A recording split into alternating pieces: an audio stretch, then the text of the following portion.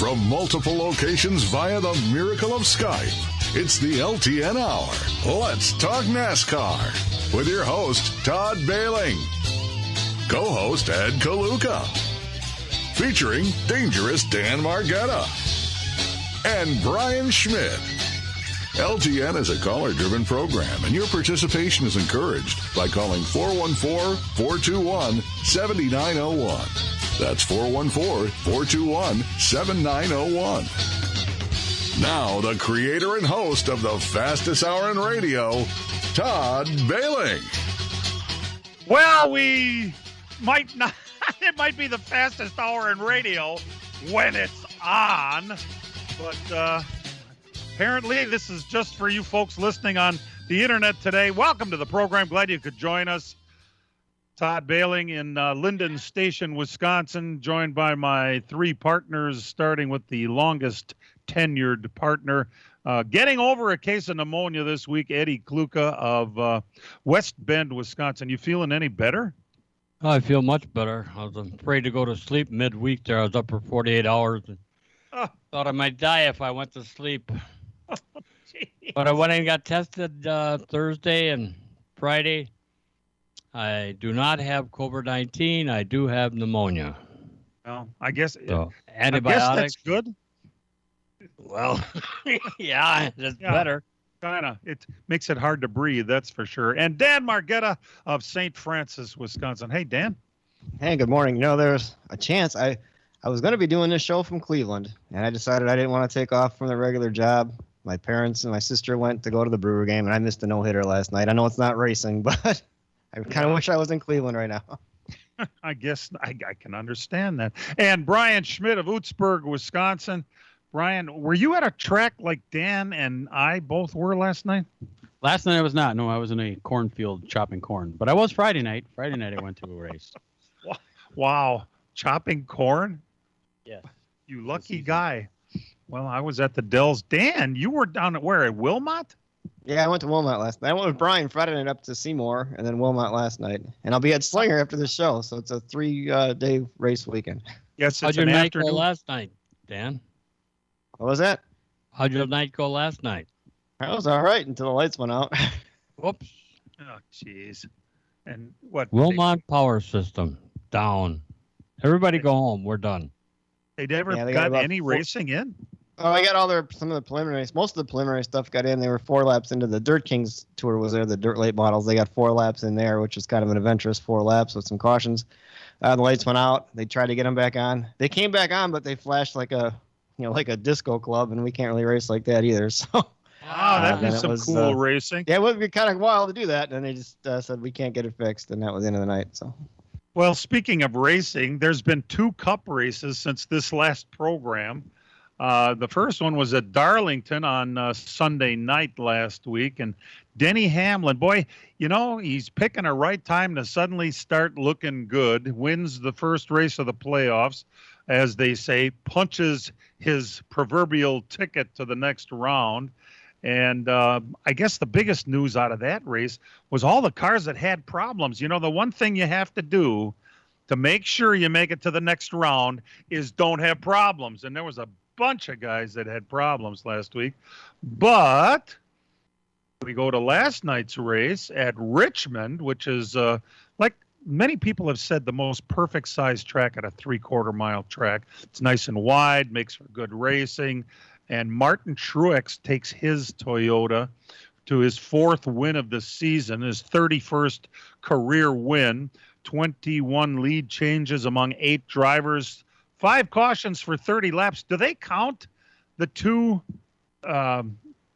forced stage ones, I think? Yeah, cautions? I think they are. Yeah.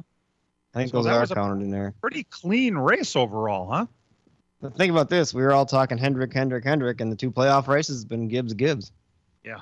Imagine after the year we have had. It reminds me a little bit of last year when there was, Hamlin and Harvick all year long, and then we get to the playoffs and suddenly the Hendrick cars look good.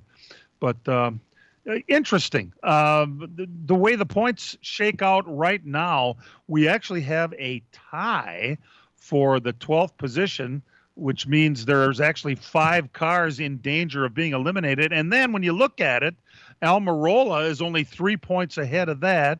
Kyle Busch is only 8 points ahead of that. It's really tight right now. I think we can pretty much say Michael McDowell is a goner.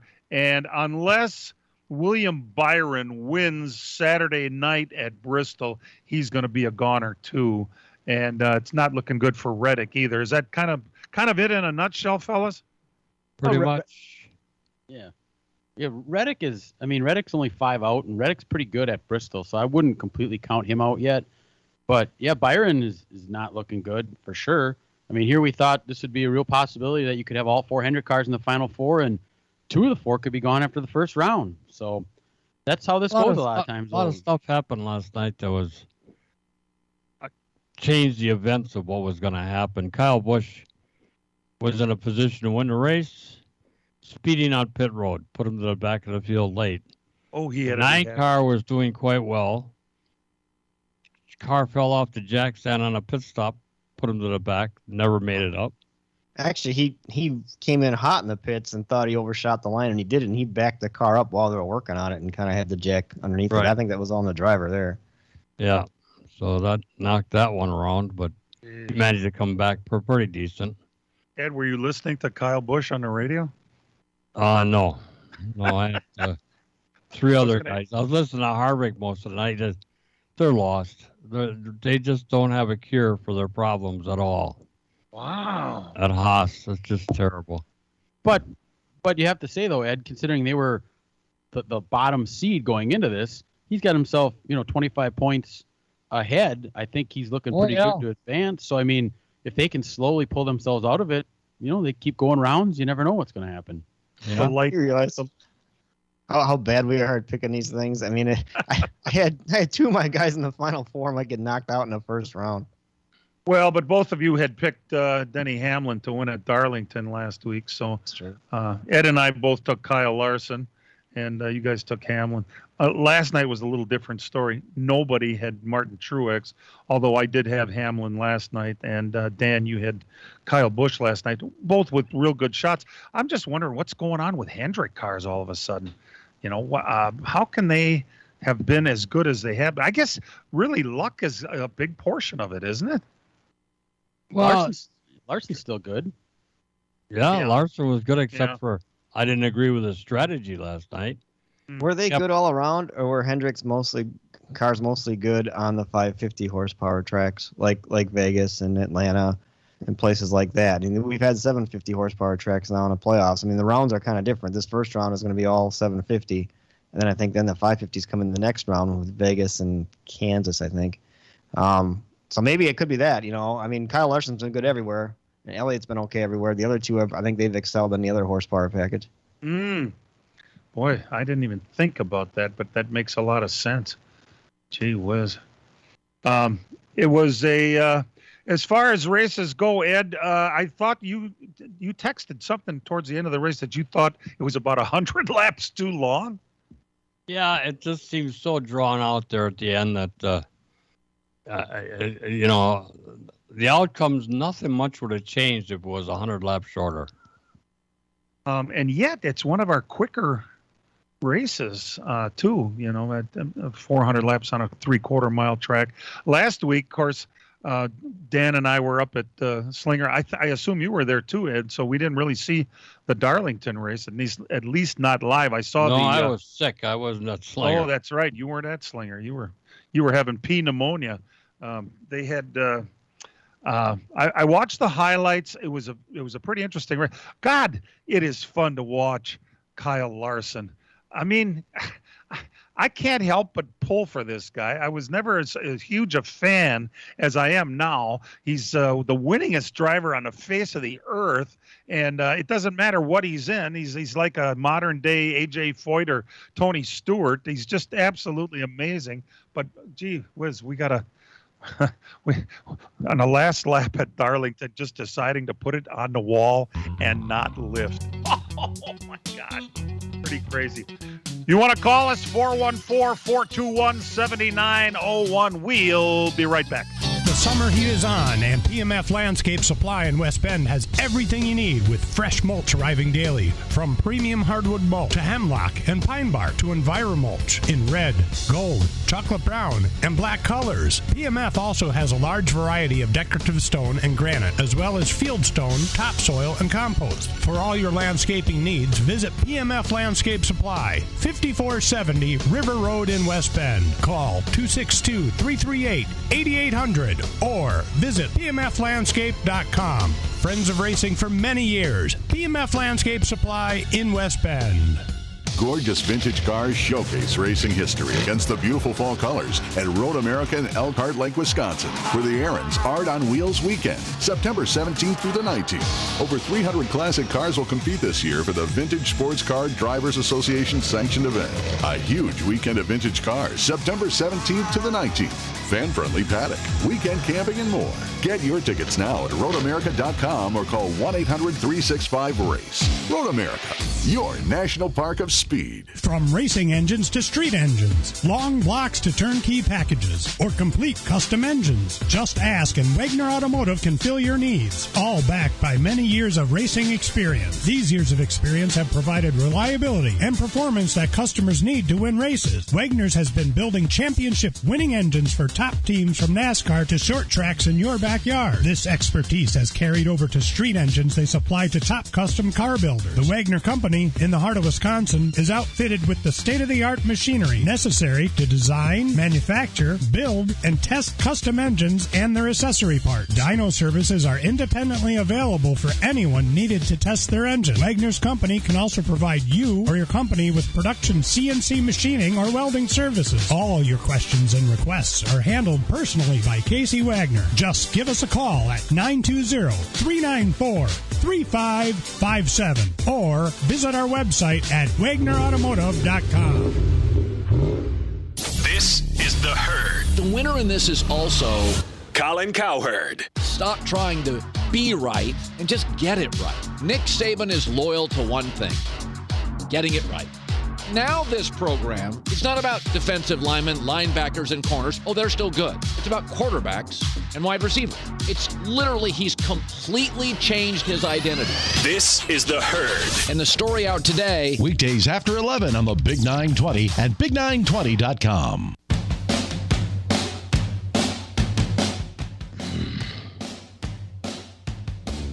And welcome back to the program.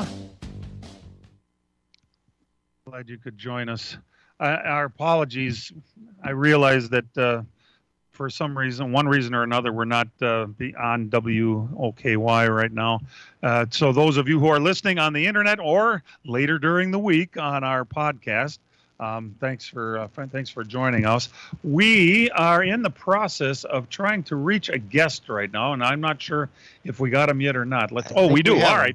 All right, good. Brad Miller is joining us from Mitchell Field, where apparently you're getting ready to get on an airplane. Yeah, going away for 2 days. Be back Tuesday. Oh, nice. And last night was kind of uneventful, huh? Jeez. Yeah. My one buddy says, "Boy, your car was lights out fast." Oh, that's good. Hey, Bradley, I know you're busy getting on a plane, but I have to ask you about what you released on social media. I saw it on Facebook this week, that you are in the process of putting a super late model event together for Rockford Speedway, which is coming up pretty quickly here. The Rockford Nationals were not supposed to be not a super late race. Super late model race. It was going to be a late model only, but you had the idea of making that a little difference. Fill us in on what's going on. Okay, so what I did is I called Sue Deary and David Deary one day, and I said, "What's it going to take to put supers there? If I come up with a purse, would we be able to race?" And they talked about it for a little bit, and he says, "Yeah, why not?" So basically what we're going to do Saturday night under the lights, we're going to do twin 45s in honor of Richie Bickle, and it's going to be a 16-car invitational. And basically what I need for a purse is about $17,500 bucks. So it's going to be $1,500 to win each 45. It's going to be $500 for fast time and $1,000 to the overall winner from points from qualifying to both features. And with help from a bunch of Rockford businessmen, I already have $12,000 raised for this, so I only need another. What is that? $5,000? I need another $5,000 yet, and we should be ready to rock and roll. It's going to be awesome. 16-car invite, and the invites are going to be decided by the sponsors of the race. Oh, okay. So that's how that's Bradley, going to. Bradley, would you take more if more people sponsor? No. Oh, more money? Yes, not more cars. Yes, that's what I meant. Yeah. No. Yes, we would take more money. The more money is it, right? Yep. The more money we get, it's going to get spread out through the center of the field. Okay. It's like right now, it's $1,500 to win. It's $1,000 for second, $800 for third, and then it goes down from there. So what I want to do is I want to spread it out because it's a minimum of $250 to start. If I can make it $300 to start, I would start there if I got more money. Well, you certainly have the racers in mind. It's a kind of a wild theory, but you got it moving, man. You're on the way of getting it done. We are. I am so looking forward to it. It's going to be such a great race. You're going to have 16 really, really, really good race car drivers, and it's going to be. What are the dates for this? It is Saturday night, October 2nd. So here's part of the rules for this deal. You can run a 2-barrel or 4-barrel with a 50-pound split in weight.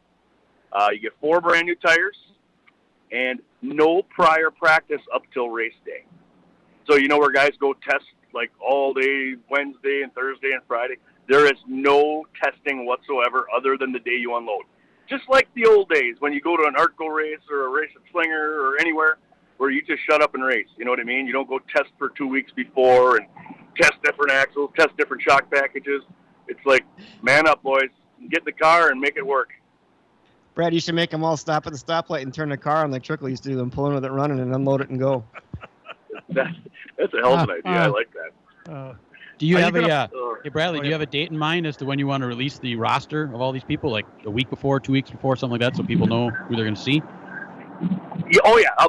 We hopefully, if we get all the money in place by this week and I get everybody's votes on board, there is a good chance it could be by the end of this week. Oh, so wonderful. I can tell you some guys that have been voted in already that I think are probably coming. Obviously, Rick Are you one of them? Yeah, probably. Why wouldn't I vote for myself? Yeah, there you go.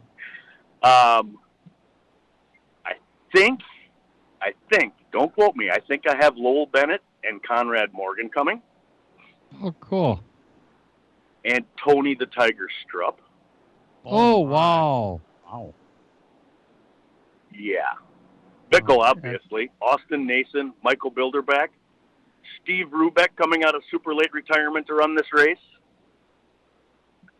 Interesting. Jake Guiley. Yeah. Nice group. Those are the guys that have been voted in so far by all of the sponsors that have put forward already. So it's going to be pretty exciting. Well, Will you be back on again next week to tell us more, right? Pardon me? You'll be back on again next week to tell us more. Yeah, I probably could. What am I doing next Sunday, honey? Nothing. Nothing. She's my social calendar organizer. Ah, beautiful. We have we got 2 races next weekend. There's a truck race at Jefferson, the Midwest Truck Series. My truck will be there, but I will not be driving it. And any hint of who's in it? Oh, I don't know. I'll let you guys do the math. If you were going to take the car to Jefferson, who would you have drive it? Casey Johnson? Oh, wow. And we race Saturday night with the Dirt Kings. It's the grand finale at Seymour at Outagamie County Speedway. I'll be there, Brad. Still got a lot of stuff going on. Well, have fun wherever the hell you're going. And, we're going to Clearwater, and we're going to meet up with some friends tonight, and I have to hop in a GMC Acadia and drive it home. So I'll be home late tomorrow night, early Tuesday morning. Beautiful. Well, have fun in Clearwater. That's right. My sister's down there, so we might even have a cocktail with her tonight before we head on out. So All right, Bradley. Good luck, man, and have a nice flight. And we'll talk to you later in the week. Sounds good, guys. Brad Miller getting on an airplane, and LTN returns right after these. As a growing manufacturing company, we needed security solutions. We chose Bonafide because of the services they offer, pricing, and trusted reputation. But it's their outstanding service and support that convinced us we made the right choice with Bonafide. When businesses need security, they contact Bonafide Security Solutions. From locks and alarms to safes and surveillance, we do it all. We are Bonafide. We protect what you value. For your free security survey, call us today or visit bonafidesafe.com. Miller Sales and Service is the Midwest's #1 Bravo trailer dealer for customer service and satisfaction. Serving the area since 1939, Miller's is located on the corner of Highway 57 and K in Random Lake. As the Midwest's #1 Bravo trailer dealer, Miller's has all kinds of Bravo trailers from 8 feet to 48 feet in stock. They also have a selection of B&B utility and dump trailers, reliable and Chilton open aluminum and steel trailers. With over 50 pre-owned low-mileage cars, trucks, and SUVs, Miller's has just the vehicle you are looking for. Miller's also carries a full line of Alumacraft boats and Manitou pontoon boats, complete with Evinrude outboards. Why not buy from racers who know what racers want and need? With Miller's Sales and Service on the corner of Highway 57 and K in Random Lake. Call Jerry, Tom, or Brad Miller today at 920-994-4358. That's Miller's Sales and Service, 920-994-4358. This, keep it on the down low here, is the Dan Patrick Show. How many times have we given the Heisman away at the end of September? Always. Yeah. It's like that Leonard Fournette, he's like, no, he's not. It's rare when you go wire to wire for the Heisman. I mean, I don't think it happens very often. And more likely than not, you're going to have somebody come out of nowhere and win the Heisman Trophy. Dan Patrick. The Dan Patrick Show. Weekday mornings after 8 on the Big 920 and Big920.com.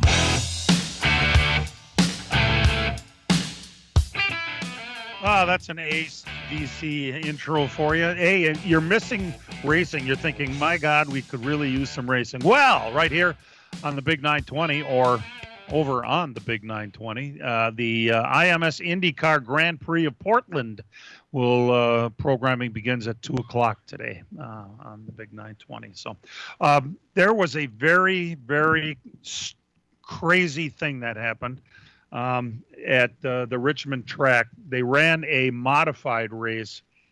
I believe it was Friday night, wasn't it, guys? Yes, Friday night.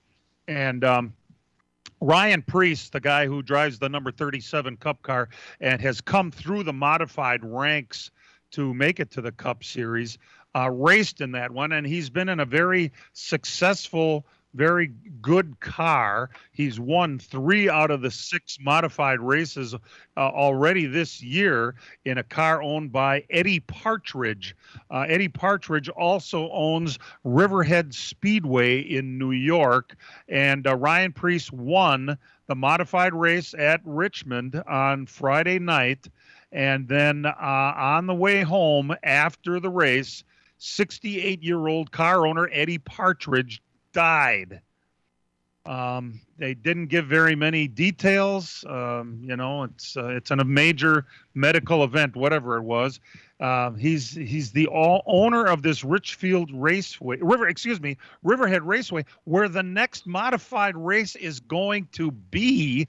And at 68, he just died.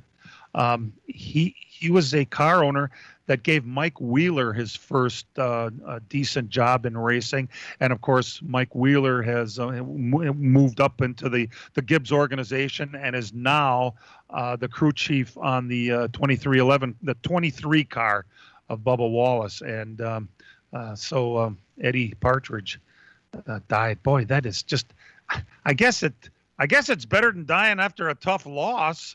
Woohoo, we won. Boom. Just crazy. I mean, how often does stuff like that happen in this world? It blows me away.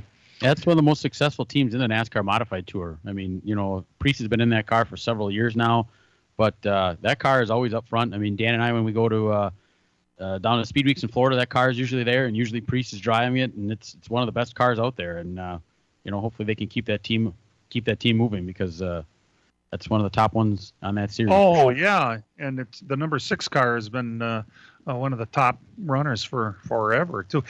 Those are the same modifieds that we get to see raced down at Speed Weeks, right? At New Smyrna.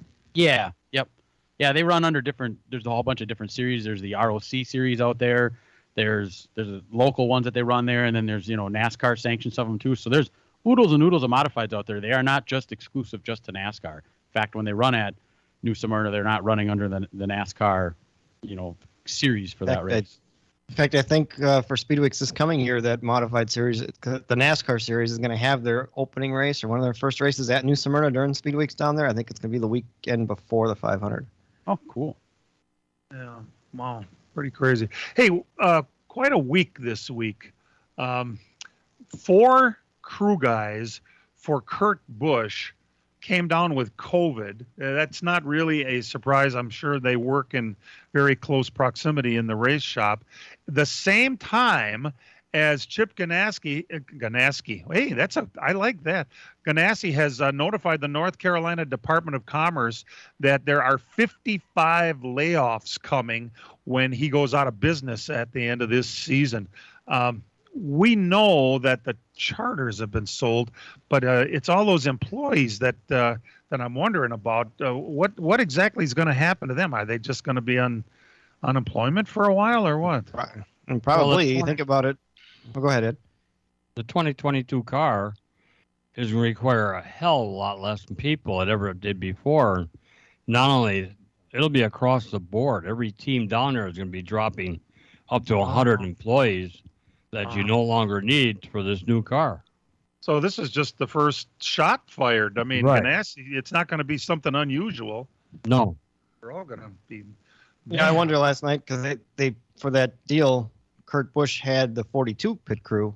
They can't switch them around, and the 42 was going to have some guys from, I think, like the Spire cars or something like that. Because you play like fantasy things like DraftKings and that. I had Ross Chastain in my lineup. I took him out because I figured he's not going to have a decent pit crew. Well, then Kurt went out and crashed early on, and I wonder if that crew went back over there because Chastain finished like 6th or something last night. Yeah, he had a really good run again. There's been light at the end of the tunnel for that 42 car. This kid has had a couple of pretty good runs, and good for them because I haven't been a big fan of that. So, and at the same time, not only do we have these 4 guys with COVID over there, then Cody Ware, who drives one of the backmarker cars, one of the 4 Ware Motorsports cars, the 51 car, got a dose of carbon monoxide while racing at Darlington last week.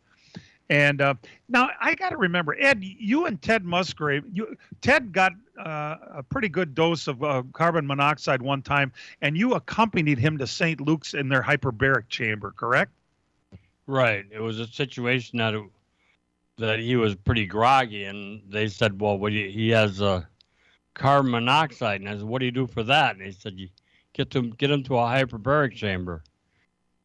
Took him over there, and they put him in there, and it's like a breathing tube that you're stuck into, and it's like for divers use it for air embolism, where they come up to the surface too fast and their air bubbles are too big in their blood, so they take them back down to 1,600 feet or whatever it is, and they're down there for a while.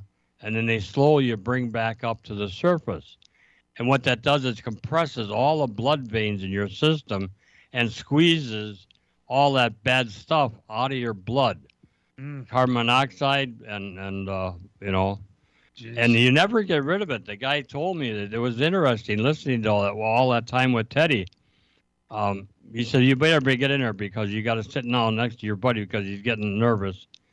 And he's got claustrophobia. And that's not a good thing to be looking through that little window.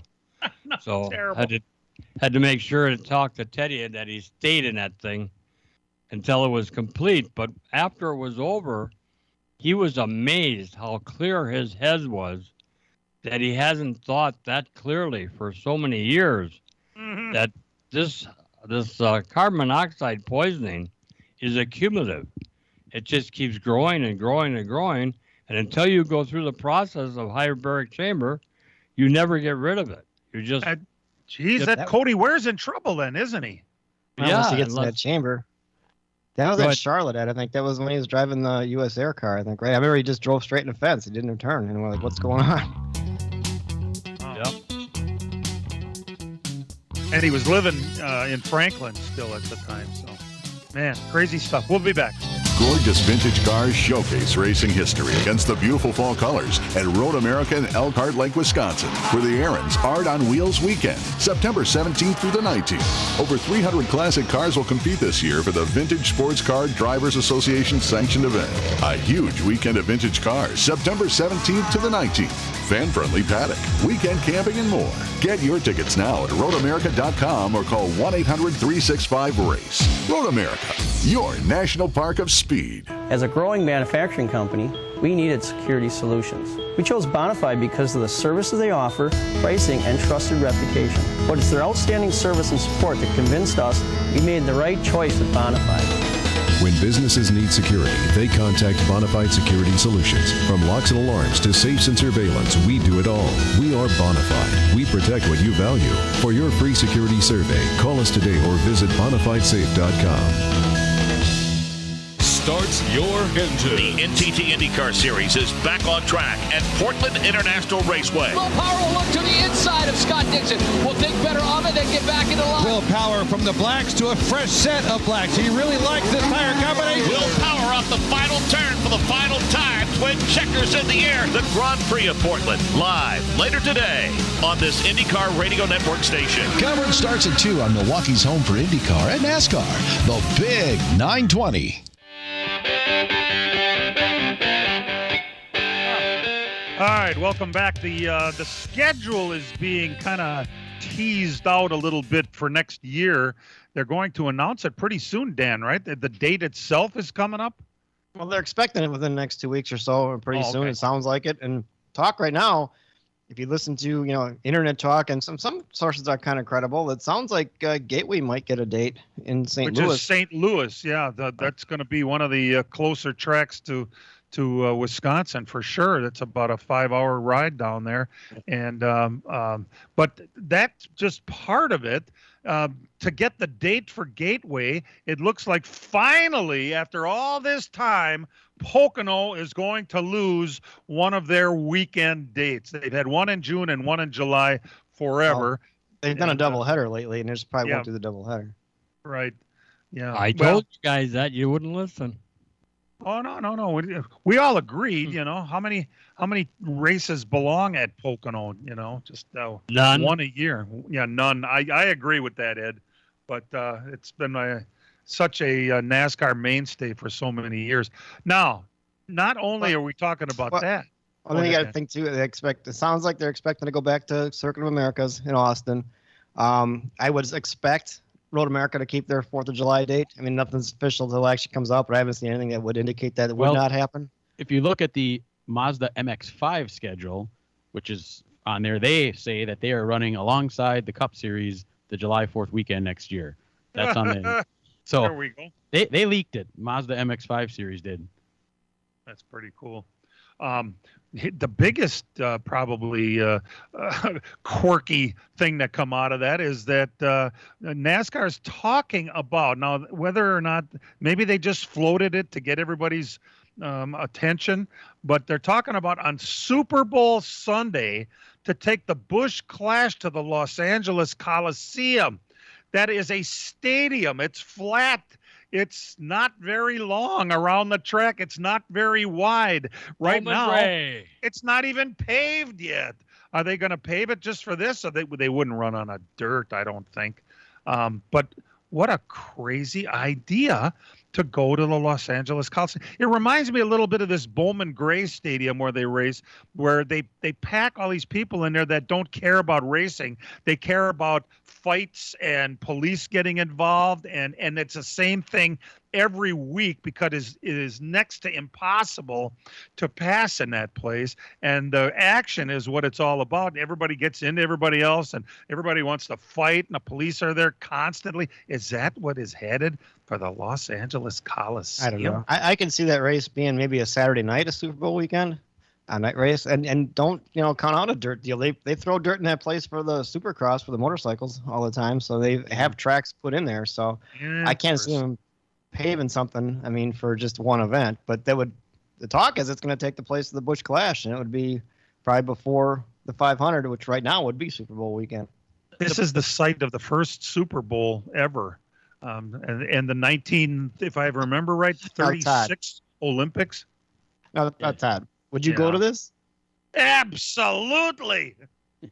The thing that gets me with this, though, is, I mean, NASCAR all along here, all they're talking about is saving teams money. They want to save the team's money. This new car is supposed to save the team's money. And as you say, you're going to try to save the team's money. Now you're going to tell them they got to drive from North Carolina all the way out to L.A. to run this one race. Now, it's not all the teams, but a good portion of them there in the Busch Clash.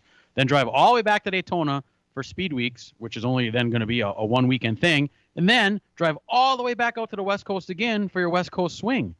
How are you saving them any money by doing this? That's just a couple of truck drivers and some plane tickets is all that is. You still got to fly everybody over there, fly everybody back. I mean, it just doesn't. I don't know. I mean, I see the LA Coliseum. They want to get into Los Angeles, but I mean, if there's a way they could to move it around so that you're not running back and forth from coast to coast to coast all the time, I don't know. Just seems contradictory to them saying they want to save the team's money, because you're doing the opposite by doing that. And then you got to think, are you going to run the brand new cars? I mean, do we have enough brand new cars? Because you're probably not going to bring anything back from this race.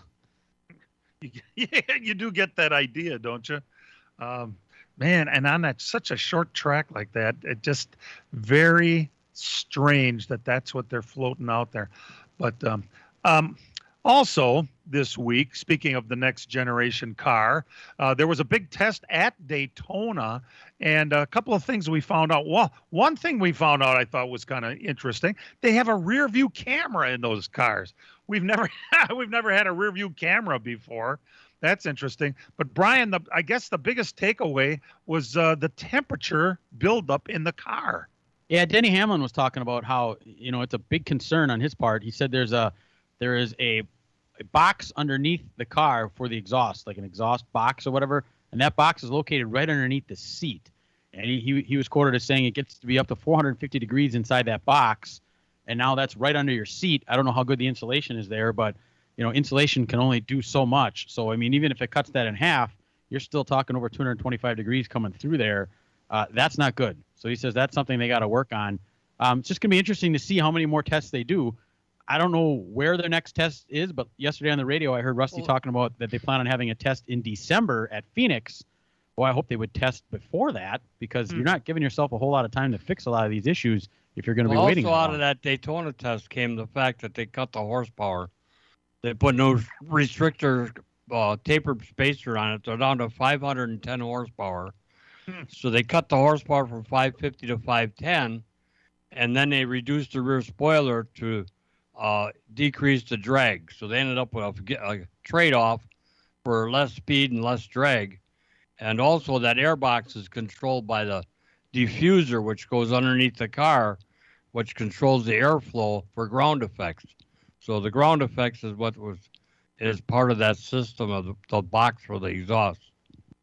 By the way, for those of you listening on the internet, we are back on the air on WOKY, the Big 920 right now. So thank goodness, a little less than half of the show left, but we made it on. Woohoo! We're going to celebrate that a little bit. And they chopped the rear spoiler down on that car too, on the test car, didn't they? That's what I said. They reduced the spoiler and decreased it. They decreased the spoiler and decreased the horsepower. Okay. And required listening, Todd. Yeah, I know. I'm watching a couple of things at the same time. I apologize.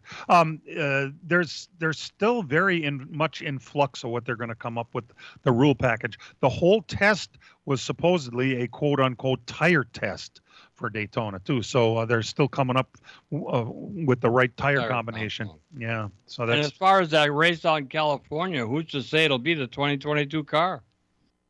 They might say, okay, drag out your old equipment. We're going to run it out there on the old cars. Yeah, interesting, huh? We're going to come back with some results from around the world of racing after these. Miller Sales and Service is the Midwest's #1 Bravo trailer dealer for customer service and satisfaction. Serving the area since 1939, Miller's is located on the corner of Highway 57 and K in Random Lake. As the Midwest's #1 Bravo trailer dealer, Miller's has all kinds of Bravo trailers from 8 feet to 48 feet in stock. They also have a selection of B&B utility and dump trailers, reliable and Chilton open aluminum and steel trailers. With over 50 pre-owned low-mileage cars, trucks, and SUVs, Miller's has just the vehicle you are looking for. Miller's also carries a full line of Alumacraft boats and Manitou pontoon boats, complete with Evinrude outboards. Why not buy from racers who know what racers want and need? With Miller's Sales and Service on the corner of Highway 57 and K in Random Lake. Call Jerry, Tom, or Brad Miller today at 920-994-4358. That's Miller's Sales and Service, 920-994-4358. Gorgeous vintage cars showcase racing history against the beautiful fall colors at Road America in Elkhart Lake, Wisconsin, for the Aaron's Art on Wheels weekend, September 17th through the 19th. Over 300 classic cars will compete this year for the Vintage Sports Car Drivers Association sanctioned event. A huge weekend of vintage cars, September 17th to the 19th.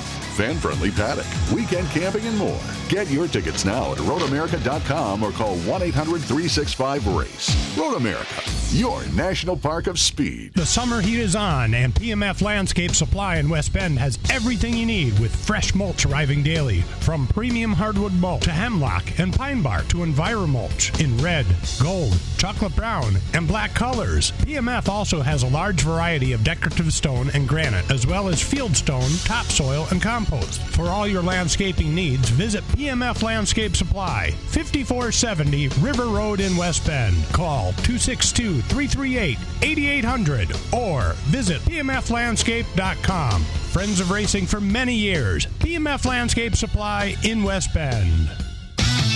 This week on NASCAR Live, playoff driver Martin Truex Jr. joined us. I think the playoffs are a good mix of, all the things that we do throughout the year. So you kind of have to be good at all these different styles of racing. But I think depending on who you ask, you're going to get different tracks. Everybody's going to pick their favorite tracks to try to be in the playoffs. And I think at the end of the day, we have a great mix, and that's what's important. There's much more waiting for you each week on NASCAR Live. Tuesday night following Jim Trado and Racing Roundup at 6 on Milwaukee's home for NASCAR, the Big 920. And now the LTN Hour presents Dirt on the Dirt with Brian Schmidt. Yes, it was a super busy week of dirt racing across the country this week. We'll start Wednesday, Rossburg, Ohio, Eldora Speedway, the 51st World 100. They had twin 10,000 win preliminary features. Johnny Scott and Tim McCready won those. Thursday in Grand Forks, North Dakota, the Rivers City Speedway. It was the prelude to the John Seitz Memorial for the Wissota late models. A.J. Diemel from up in Bondwell, he was over there. He picked up the win in that one. Thursday night in Eldora, it was the 51st World 100, $54,000 to win for the dirt late models, and Brandon Overton picked up the win. Guys, he's won every single race he's competed at Eldora up to that point, other than the 10,000 win preliminary the night before. So incredible. Been a hell of a year for him. Oh, incredible run for him. Also Thursday night in Port Royal, Pennsylvania, was the Tuscarora 50 preliminary race. Feature winner was Brent Marks. Friday night up at Seymour, the Allegheny County Speedway, Dan and I went up there to watch the IRA 410 sprint cars, and hometown guy from here in Sheboygan, Scotty Thiel, picked up the win. In the Grand Nationals, it was Kenny Richards. Jim Falls, Wisconsin, the Eagle Valley Speedway Friday night, the Wissota Modifieds was Shane Halapka, and the USRA Limited Late Models was Lance Hofer. Superior, Wisconsin, the Gondik Law Speedway, their big finale, the Northern Nationals, night number 1. Late model feature winner for the Wissota cars was Pat Dorr, and the Wissota Modifieds went to Ashley Anderson. Down in Sycamore, Illinois, the Dirt Kings Late Model Tour made their first appearance in the state of Illinois. 3,000 win there. Nick Anveling took home the money there. Brandon, South Dakota, the Houston Speedway for the USAC non-wing sprint cars Friday night. Tanner Thorson was your winner. The midgets went to Thomas Meserol. Rossburg, Ohio, they reset the entire thing and started the 50th World 100. That's the race that should have been last year. They had twin 10,000 win feature winners on Friday night. Greg Satterley won one of them. Brandon Overton won the other one. He just continued to roll. Port Royal, Pennsylvania, the All-Star Circuit of Champions, the night before the Tuscarora 50 for the sprint cars. That went to Darren Pittman. And the World of Outlaw NOS Engineering Sprint Car Series was out in Chico, California at the Silver Dollar Speedway. David Gravel won that Friday night. Last night at Plymouth, the Badger Midgets were there. Chase McDermott was your winner. The MSA 360 sprints went to Travis Aarons, and the Grand Nationals went to Matt Lohr. Beaver Dam had their final regular season race last night. Brandon Schmidt was your winner in the mods. The Grand Nationals went to, hopefully I don't butcher this name here, Colin Skidslowitsky. I think that's how that was. Skidslowitsky. Something like that. So if I messed that one up, I apologize. Wilmont last night. The Dirt Kings Late Model Tour was there. The Jimmy Wildman Watson Classic. Dan, they didn't race it. Did the lights go out? Yeah, lights went out after 4 laps. They got a lot of preliminary stuff in. Lights went out, and then they couldn't get it fixed. They did run the modifieds. Chris Carlson won that, and the IRA wingless sprints went to Ryan Marshall. New Richmond, Wisconsin, the Cedar Lake Speedway last night. The Jerry Reichert Memorial for the IRA 410 sprints. Brooke Tatnell was your winner. The 360 sprint cars went to Justin Henderson. Night number 2 at Gondik Law up in Superior for the Northern Nationals. Pat Dorr won again in the late models, and Jody Belfoulier won in the modifieds. Grand Forks, North Dakota, the River City Speedway, the $9,200 to win John Seitz Memorial for the Wissota late models. AJ Demo won that one also, so he went to North Dakota and took the money back to Wisconsin. That's what we like to hear. Boone, Iowa, the IMCA Super Nationals for the IMCA Modifieds. Cody Laney was your winner. And in the IMCA Stock Cars, that went to Dallin Murdy. Port Royal, Pennsylvania, the $50,000 to win Tuscarora 50 for the All-Star Circuit of Champions Sprint Cars. A local guy, Logan Wagner, picked up the win in that one. Rossburg, Ohio, the 50th World 100 last night, $53,000 to win. A guy not named Brandon Overton won the race. It was Jonathan Davenport. That is his 4th World 100 win. He's won 4 out of the last 7 World 100s for Jonathan Davenport. Now, so he's now Brian, what did the 50-50 winner win? More than that, like 100 and what was 43? it? $143,000, something like that. Are you kidding me? It's insane. See, you can also do it online there. So if you live in the state of Ohio, you can buy a ticket online. There were people on like social media on Twitter saying, if you PayPal me money, I live in Ohio, I'll get you a ticket and we can split it. Yeah, that's crazy. And finally, last night in Chico, California, the Silver Dollar Speedway, it was the California Gold Cup for the World of Outlaw NOS Energy Drink Sprint Car Series, and Logan Schuchart was your winner there. And that is everything from a very busy weekend that had no rain affecting it. So that was nice to see. Nice to see, you bet. And thanks to Paul Reichert for results from around the state of Wisconsin. It's shortening right up as we're past Labor Day now. Monday, Labor Day, they had a Tundra race up at Golden Sands, and Jordan DeVoy of Lake Geneva was your winner. And then all the way to Saturday night at Dells Raceway Park. Matter of fact, I was out to watch the races last night. Mike Litchfield won the race. He won like 7 out of 10 races he was in and did not win the championship because he had a DNF in there. Jesse Bernhagen was named champion of the track. So congratulations to both Mike and Jesse Bernhagen on their wins. At Jefferson, Colton Goralski won in the late models, and Dale Nottestad is the 2021 champion at Jefferson. You know, when Brad said, who would it be at Jefferson, the first thing I thought of, well, maybe Dale Nottestad, the track champion, would be good in his truck. No, I suppose Casey. That makes some sense. At Rockford Speedway, Max Kaler, that's his Illinois representative of the Kowicki program. He was the winner in the NASCAR late models. John Reynolds Jr. won the championship at Rockford last night. Also last night, they raced at Grundy Speedway, and Rich Bickle won his 3rd in a row. At the end of his career, goes down to Grundy, and he's winning every week, and that leads me to last week at the Slinger Speedway with just a handful of laps to go. R.J. Braun and Ryan DeStefano somehow got into each other, bringing out a caution, which is what Rich Bickle needed, pulled up alongside of leader Luke Fenhouse, who had the first pick of lanes, and on a restart, Rich Bickle held off Luke Fenhouse. Bickle wins his last race at Slinger. Luke Fenhouse wins his first championship at age 17 at Slinger Speedway. Youngest champion the track has ever had in the super late models. And in the late models, Jack Stern won last week. Today, Slinger Speedway is in the afternoon. Time trials at 12 noon, racing at 2 p.m., and they're going to have late models, Slinger Bees, Legends, and Figure 8 championships today. And in the late models, it comes down to a race between Ryan Gutnecht and Jack Stern. Last week, we had champions at Slinger Speedway, and congratulations to Zach Greer in the Super Bees, Andrew Meyerhofer in the Sportsman, and Tyler Schley in the Modifieds. So the last two events of the year at Slinger Speedway are afternoon races starting today at 2 o'clock. And Dan, you'll be there, huh? Absolutely. As soon as this show's over, I'll be packing up and heading up there. All right. We'll be back right after these.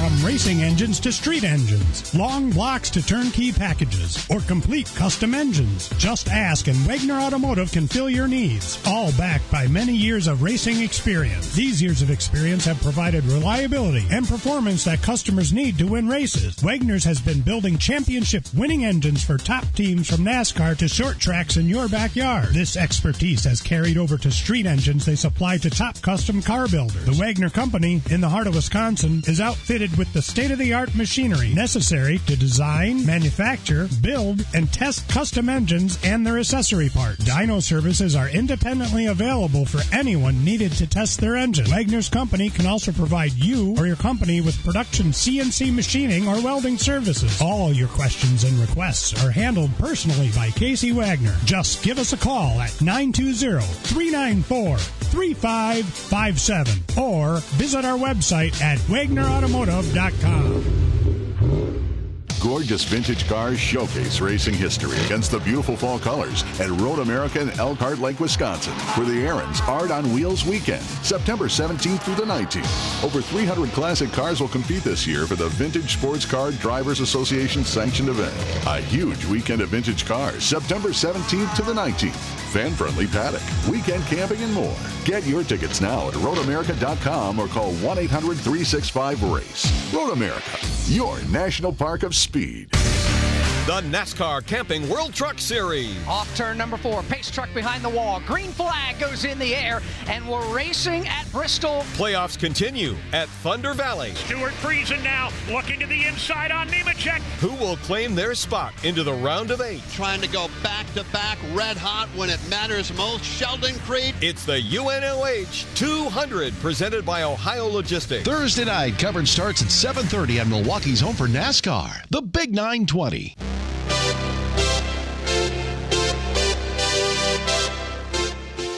And jump into this. We got a couple other things for you. Kenny Wallace this week posted something on Twitter that just kind of blew us out of the water. Dan, you want to fill us in on Wallace's Twitter?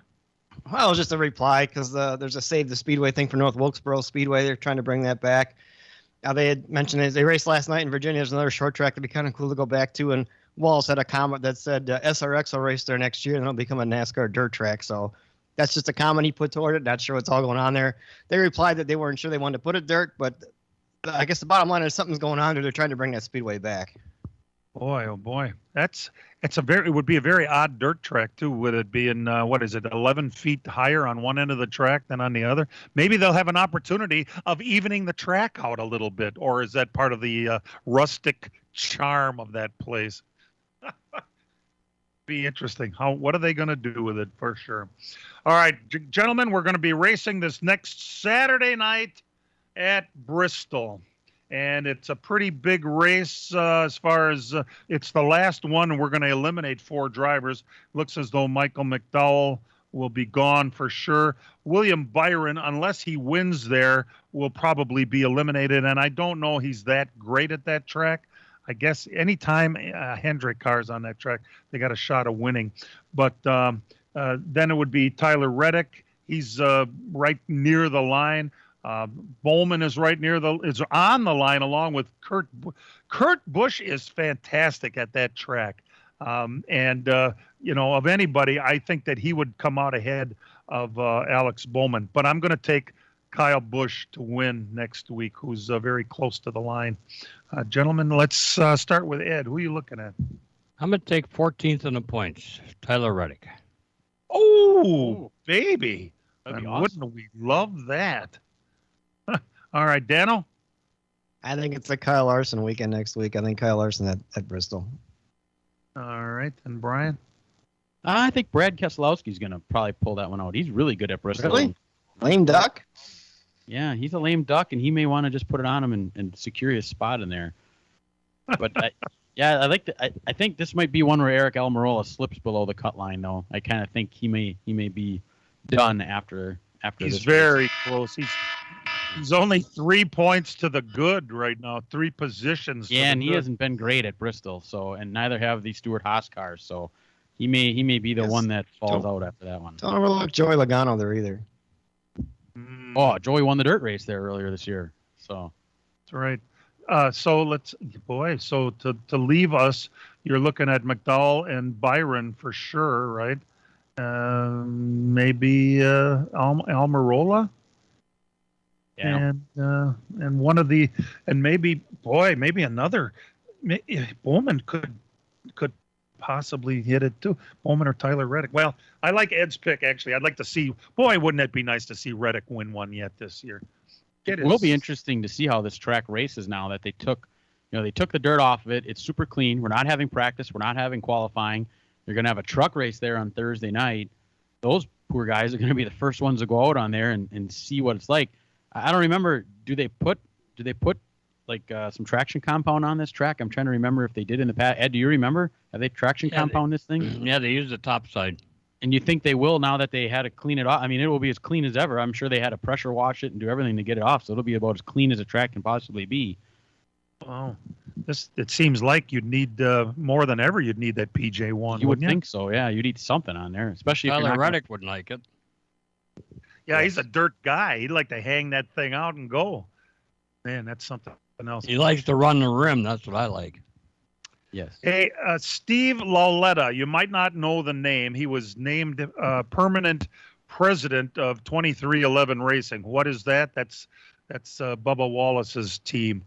He was like an acting president, but they named him permanent president. He's a marketing guy is what it is. So I suppose his job is to go out and go find sponsors. Yeah, you can be president. Go get us some sponsors.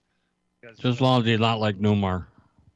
Yeah, Steve Newmark hasn't really taken that to the next level over there. No. Maybe Ed, I'm thinking Keselowski is going to be a shot in the arm to the Roush organization completely, all the way around, for sponsorship, for bring in some more people. What they need is good people. Just like when Tony Stewart went over to Haas, he brought in better people than they had and turned the organization around. Yes, it was a better driver than anybody they had, having Tony Stewart there too.